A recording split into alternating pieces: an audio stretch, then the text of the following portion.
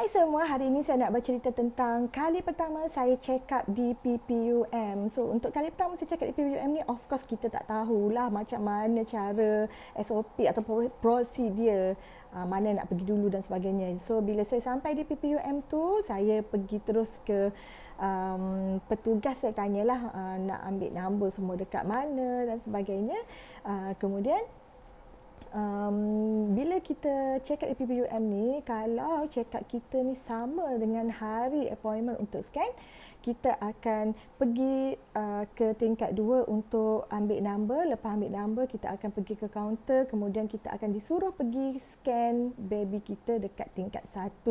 Dan lepas tu kita akan bawa report scan tu ke tingkat 2 kembali untuk berjumpa dengan doktor. Untuk SOP ataupun langkah-langkah seterusnya, bolehlah ke video panjang saya ataupun ke laman lagi satu untuk cerita selanjutnya. Sekian, Assalamualaikum warahmatullahi wabarakatuh.